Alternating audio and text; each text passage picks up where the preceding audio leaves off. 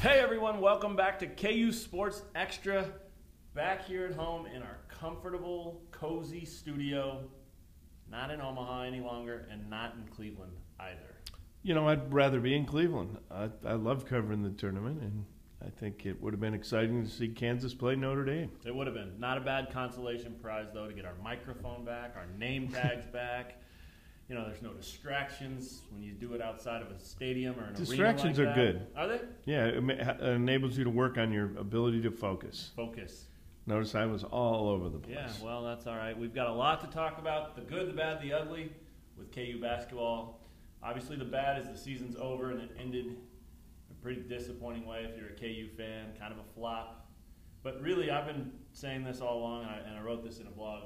I think if you followed this team and you paid attention, you kind of saw that ending coming. No, regardless of who it was against, obviously the extra sting comes from it being Wichita State. But if you paid attention, you kind of saw that they were going to go out like that. Agree? Yeah, I agree with that, and I just don't think that this RPI that Kansas knows how to manipulate so well, right, and is able to schedule teams that they can beat but that have good RPIs. Year after year. Yeah, right. It's not a service to Kansas. Last year, without Embiid, they shouldn't have been a number 2 seed. Right. This year, they shouldn't have been a number 2 seed. I don't care what the RPI says. The RPI is horrible. The RPI said the Big 12 is the best conference in the country. It wasn't. You know, there are 5 ACC right. in it, and there are 3 from one other conference, the Pac-12. And Pac-12 had a horrible RPI. So I just think that that's a disservice to Kansas to get seeded higher than it deserves to be seeded. Yeah, and it I don't know if you want to say it totally messes with the minds of the players, but there's a little bit of a false comfort there. You know, they start believing we're a 1 seed, we're a 2 seed. So it allows that invincibility to become more of a factor. Or at very least, it doesn't create hunger. Right. But that said, they didn't play a team that was a legitimate 7 seed. Also a factor the other way then, you're right. Yeah, that's ridiculous. Wichita State probably should have been a 4 seed. Yeah, and certainly has shown the ability to play like a 2 or a 3 at times. I mean, their talent is insanely good, and they're experienced, they're consistent. They're coaching. I mean, that team has it all, and they obviously showed that against KU. I think the most impressive thing about that Wichita State team was that for 15 minutes in the first half, they played a terrible game. Right. They were taken out of what they do. They did things that were uncharacteristic. They struggled offensively. They had a hard time containing KU, but they didn't let that 15 minutes rattle them at all. They just stuck with it, fought, dug, all those things. And then once they got on top of KU did let that rattle them and fell apart as quickly as humanly possible. Almost. Right. They were the tougher team, the more experienced team. Yeah. What are you going to remember about this season of Kansas basketball? There's so much that happened up, down, in the middle range. I mean, so many things. Obviously, 11 straight titles. It was an accomplishment. Whether the Big 12 was overrated or not, night in, night out, it was a tough win, and they won more than anybody else. So that's going to be something you have to remember, regardless of how impressive you think it was. But what's the first thing that jumps out to you? Frank Mason, to me. I mean, he made one of those great leaps from freshman to sophomore year that you sometimes see, and it was impressive. I mean, he was a good defensive rebounder at 5'11" with short arms. Great. He was good at finishing at the rack. He really, really is a tremendous point guard, I think. He's not the vocal guy that you want, but he is who he is. And I think that if some others could make that kind of leap or could have made that kind of leap, then we'd be in Cleveland. I agree with you. I think that's kind of, you know, for better or for worse, what will probably stand out to me. When I think back on this season on this team, I think there will be a lot of things that come to mind first that have to do with disappointment. The Cliff Alexander situation was a disaster. Really, almost start to finish. It just never really materialized the way anyone thought it would. And that's not a knock on KU because there's not a program in the country that wouldn't have taken that guy. Sometimes those guys are just busts, and he certainly was one with the added eligibility issues. I think Sviatoslav Mihailuk in that situation, I know he's young, but I would have loved to see him play more, get more of a chance to develop throughout the season so that maybe late in the year when other guys were struggling, he would have been more comfortable. I'll tell you what, if he does indeed come back, he told Gary Bedore he is planning to come back. If he does, there's the guy who will make that Frank Mason freshman to sophomore leap. Totally He's agree. got the mind for it, and he's got the skill for it. His body just needs to grow up. The guy's only 17. Yeah, you add to that Perry Ellis, the injury, that was a bummer because he was playing at such a high level when he did get hurt. It would have been cool to see what they could do if he had been healthy that entire way. And then Hunter Mickelson, too. I mean, that's a guy who, when he played, all he did was help. All he did was contribute. I don't understand why he didn't get in there in the second half Sunday when it began to be open season. And I think he could have, he could have maybe changed that look. Yeah, so all those are things that obviously are bad things, and I think because the way the season ended, because they were such an inconsistent team, I think that's the thing I'll think of first. I agree with you. I think that watching Frank Mason was fantastic. I really liked Devontae Graham's future. I enjoyed watching Kelly Oubre most of the season once he figured it out. All kinds of good things happened too, but it definitely wasn't a good season by Kansas standards. So where do they go from here? Right now we have no idea who will be back, who will be gone, how that will go down, what blue chip type guys they can bring in on top of that. I mean, everything is up in the air right now. So how are you personally going to kind of look forward and wonder what this team will be like heading into October? Well, it's hard to do, as you said, but you can maybe kind of take a stab at it. You kind of think that Kelly Oubre is going to go because he'll be guaranteed first-round money, whether he's a lottery pick or not. I think he'll be in the first round, and it's just so hard to turn that down. Cliff Alexander, I don't know. I didn't see him being a first-round pick. I don't see how that can be. Could I be wrong? Well, possibly. He could be, but I mean, where does he fit? He didn't overpower guys in college. Is he going to do that at that level? Yeah, and he was so raw. Didn't show a great basketball IQ at times. Head was slow to move. Feet were slow to move. Always kind of explosive, like, long arms, sure hands. What should I do? Yeah. Yeah, but wow. And then of course there's the NCAA investigation and what would his eligibility be and all that. They need to change some rules and let these guys have agents as long as they're NBA certified agents. Yeah, there you go. That's not bad.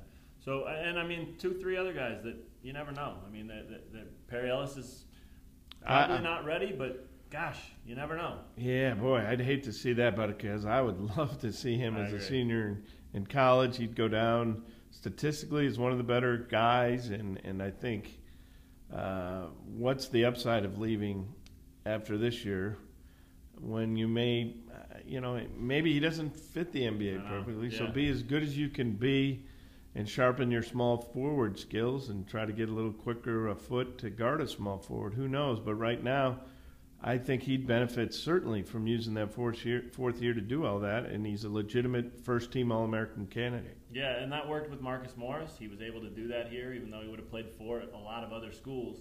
They allowed him to play 3 here because of his brother, for one, and that really helped him. I think Perry could do the same thing because right now you just don't know where he fits. Just like Cliff in a different way. And I also think it would be such a beneficial thing for the program. I mean, you look at Frank Mason, you look at Devontae Graham, those are guys that are probably going to be 4-year guys here unless something crazy happens with a transfer or whatever. Perry's a guy too, and I think some of the disappointment that comes year after year when you lose in the tournament, some of the advantage there is that those guys then can carry that into the next year and feel that. And they said they did this year, but you didn't really see it as much. You did maybe on Friday in the first round, but guys like Perry Ellis and Frank Mason, big-time competitors. Jayhawks too. I mean, those guys are proud to be here, and they don't want to lose like that. None of them do, of course, but I think that can help KU kind of get over this momentary funk of not being able to get out of the first weekend. Yeah, and Wayne Selden's another player who you wonder.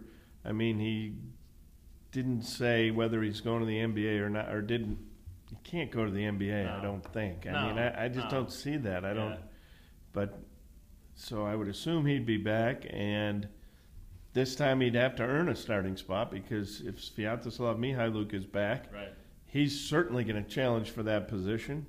Could leapfrog both Brandon Green and Wayne Selden right into the starting lineup, and Devontae Graham certainly could do that as well. Yeah. I mean, if Graham and Sviatoslav are 2 guys who make a huge leap, then everything's different. Find a room for a spot for him. Yeah, I mean, Mihailuk might be the most well-rounded of those 3 when you talk about Selden and Green. I mean, he can shoot, He is a great athlete. He can handle the ball. Has a basketball IQ. He moves the ball as well as anybody. He can play defense. I mean, yeah, I think the ceiling is way high for him, and that's exciting. I'm with you. I hope he comes back just because I want to see him. Same as I hoped Joel Embiid would come back. We both we wanted to see that guy another year. Had nothing to do with him. We're not his family. We're not his friends. Right. We wanted to see We're it. We're not his agent. We wanted to see it. But a lot of that going on right now.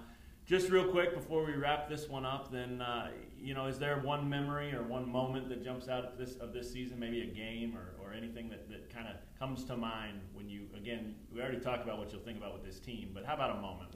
One thing where you just thought, wow, that was crazy, or I've never seen that, or you don't see that every day or something like that. Yeah, it would be, and I don't remember the game, and he did it several times, but a particularly high leap to get a defensive rebound in traffic with a bunch of really tall guys when Frank Mason. Sure.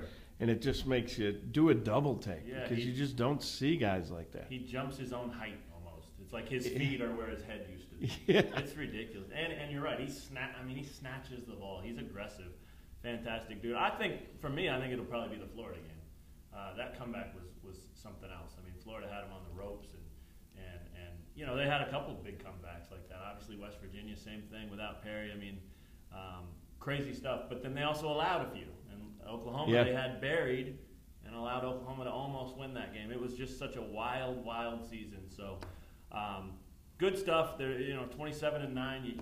Gosh, a lot of teams would take that. But definitely a little bit of a subpar season by Kansas standards. Yeah, it was. And, they were inconsistent. Can you imagine that? A bunch of teenagers being inconsistent. Crazy. Usually they're so predictable, teenagers.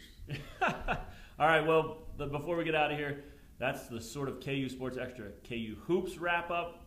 Doesn't mean we're done talking about it. There's all kinds of stuff in the offseason with recruiting, with roster changes, with things that pop up that we don't even know are going to happen. Can you imagine if they got Zimmerman and Malik Newman, for example? Then you can maybe play Perry at the 3 a little easier, right? Yeah, well, he'd still be at the 4. Okay. Well, anyway, let's move on and finish with most obnoxious man in sports. Doesn't have to be a KU guy, even though this is KU basketball edition. Who do you have? Dexter Miles Jr., the freshman point guard of West Virginia. I love his hustle. I love his potential. But Dexter, what are you thinking? Here's what Dexter said. They're playing Kentucky, obviously, in the Sweet 16. Salute them getting to 36-0, but tomorrow they're going to be 36-1. He went on to say they don't play hard. Well, they're going to play hard now. You're pretty much guaranteed that, Dexter. Great season for West Virginia. Great job by a freshman this year. Coach of the year in the Big 12. Coach of the year, Bob Huggins. Your vote. Yes. Right? Just point that out. I'll do it so you don't have to. Yep. A nice vote. And, Dexter, come on. Yeah, they don't play hard. Well, there's 2 reasons. They don't have to. Well, they're that good. And they probably play harder than he thinks. Yes, and they're going to play hard. Sometimes I think teams that, if you're going to list their strengths, quickness is not right near the top, which with Kentucky it isn't. Right. It looks like they're not playing hard when they're really playing hard. Yeah, very good point. There's a lot of individual players that have that issue. I would definitely have left that alone, just like I would have left alone that I took a nap during the Wichita State game. I wouldn't have said that. Neither would Fred VanVleet. Kelly Oubre did. Ouch. And what do Oubre and Miles have in common? 2 freshmen. There you go. Inconsistent teenagers. There you go. All right, my obnoxious man this week. It's a story that's been floating around a long time, and it's no big news or anything like that, but I'm going to go with Adrian Peterson. He's determined to get out of the Vikings organization, and the reason is he doesn't trust Minnesota. I think that's backwards. I mean, I think what Adrian Peterson did was criminal. I think he was the guy that got himself in trouble. He was the guy that got himself suspended by the league. Maybe the trust issue should be with the Vikings toward the guy that they're spending all kinds of money on. Adrian Peterson, a fantastic back. I hope he's back in the game. I want him to play a long time because he's so much fun. You want him to play for the Broncos. Well, that would help, but I'd take him on my fantasy team too. That'd be fine. But either way, I don't think that's the right way to go about it. I know you have to do these things and say these things when you want to get traded. You got to kind of create that rift so that it has to happen and it becomes inevitable. But it's Bush League. I don't like it. It's obnoxious. They can't trust you. You can't trust them. Time to go.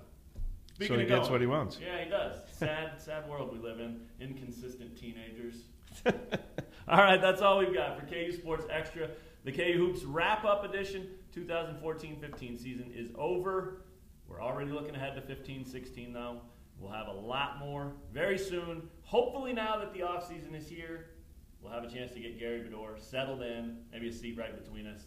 It just didn't happen in Omaha. We're aiming high. Did you see him in Omaha? I did see him. Yep. He was in demand. Let's just say that.